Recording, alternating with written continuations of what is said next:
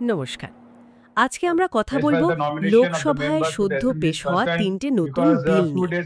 আর এই বিলগুলোকে কেন্দ্র করে যে রাজনৈতিক বিতর্ক শুরু হয়েছে সেটাও থাকবে আমাদের আলোচনায়। হ্যাঁ, কেন্দ্রীয় স্বরাষ্ট্রমন্ত্রী অমিত শাহ যে বিলগুলো পেশ করেছেন তার মধ্যে একটা প্রস্তাব নিয়েই তো মূল আলোচনাটা হচ্ছে, তাই না? ঠিক তাই।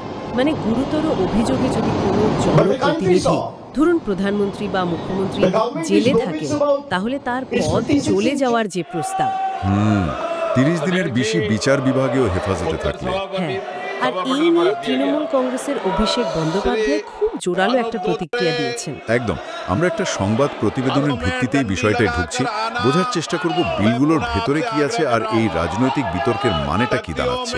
আচ্ছা, তাহলে বিল ৩টে হলো কেন্দ্রশাসিত অঞ্চল প্রশাসন সংশোধনী বিল ২০২৫, হ্যাঁ, সংবিধান ১৩০তম সংশোধনী বিল ২০২৫ আর জম্মু কাশ্মীর পুনর্বিন্যাস সংশোধনী বিল ২০২৫।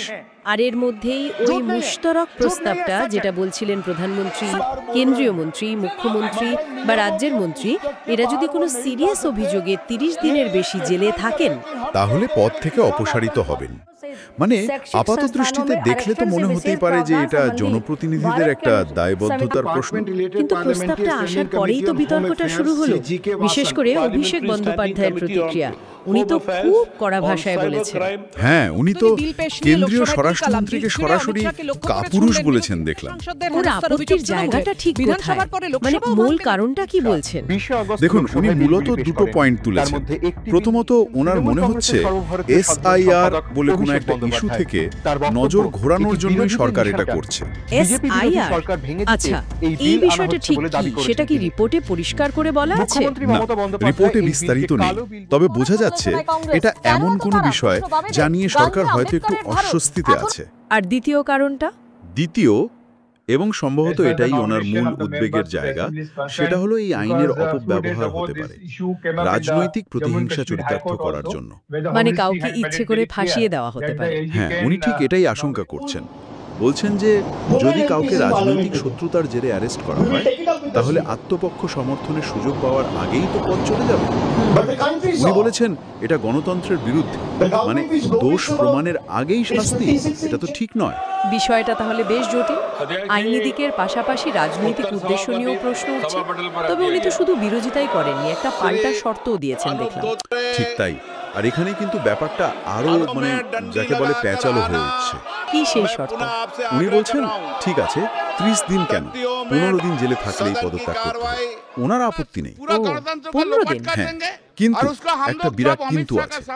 ওনার শর্ত হলো পরে যদি তদন্তে ওই জনপ্রতিনিধি নির্দোষ প্রমাণিত হন, তাহলে যে তদন্তকারী অফিসার বা এজেন্সি তাকে অ্যারেস্ট করেছিল বা তদন্ত করেছিল তাদের জেলে যেতে হবে। বলেন কি, তদন্তকারী অফিসারদের জেলে যেতে হবে? এটা কি আদৌ বাস্তবসম্মত?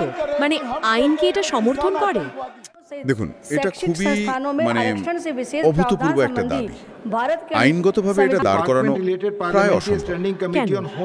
কারণ তদন্তকারী সংস্থার কাজ তো প্রমাণ জোগাড় করে আদালতে দেওয়া, বিচার করবে আদালত।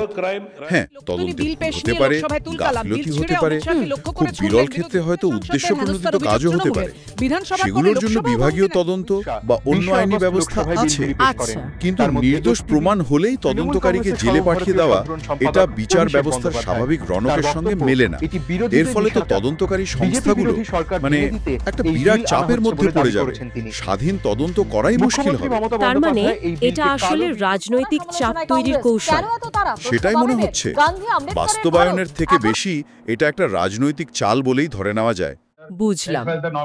আচ্ছা, উনি তো আরো কিছু অভিযোগ করেছেন সরকারের বিরুদ্ধে, যেমন ধরুন জনসুরক্ষা বা কৃষকদের সমস্যা। এই সব দিকে নাকি সরকারের নজর নেই। হ্যাঁ, ওনার বক্তব্যে সেই কথাও এসেছে। উনি বলছেন সরকার নাকি আসল সমস্যাগুলো, মানে জনসুরক্ষা, কৃষক স্বার্থ, সীমান্ত সমস্যা, জঙ্গি হামলা, এগুলোর সমাধান না করে বরং আইনকে ব্যবহার করে ক্ষমতা ধরে রাখতে চাইছে। ঠিক। আর বিরোধীদের চুপ করিয়ে দিতে চাইছে। এটা আসলে সেই পুরনো ক্ষমতার লড়াই। একদিকে সরকার চাইছে জনপ্রতিনিধিদের ওপর নিয়ন্ত্রণ বাড়াতে, আর অন্যদিকে বিরোধীরা ভাবছে এটা আসলে ক্ষমতা কক্ষিগত করার আর রাজনৈতিক প্রতিপক্ষকে শেষ করার চেষ্টা। একদম। তাহলে মোদ্দা কথাটা কি দাঁড়ালো?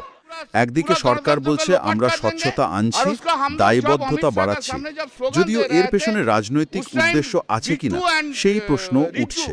আর অন্যদিকে বিরোধী শিবির থেকে আসছে তীব্র আক্রমণ, আর এমন একটা পাল্টা শর্ত যেটা আইনত কতটা টিকবে বা প্রয়োগ করা যাবে কিনা তা নিয়ে বিরাট সন্দেহ আছে।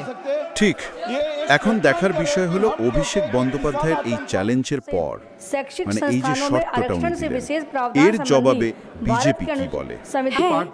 এই আইনি প্রস্তাব আর রাজনৈতিক চাপানোতর কোন দিকে যায় সেটাই এখন দেখার।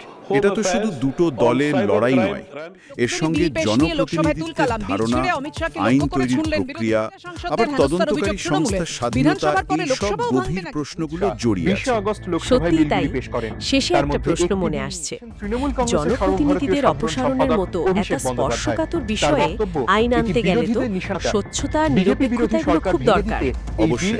কিন্তু আমাদের দেশের রাজনৈতিক আবহাওয়া যা, যেখানে সবসময় এক পক্ষ অন্য পক্ষের বিরুদ্ধে রাজনৈতিক প্রতিহিংসার অভিযোগ তোলে, সেখানে তদন্ত প্রক্রিয়াকে পুরোপুরি রাজনৈতিক প্রভাবের বাইরে রাখা এটা কতটা সম্ভব? মানে এই ব্যালেন্সটা কিভাবে হবে? এটাই সবচেয়ে বড় চ্যালেঞ্জ। এর উত্তর খোঁজাটা খুব জরুরি। এ নিয়ে নিশ্চিতভাবেই আরো অনেক আলোচনার প্রয়োজন আছে।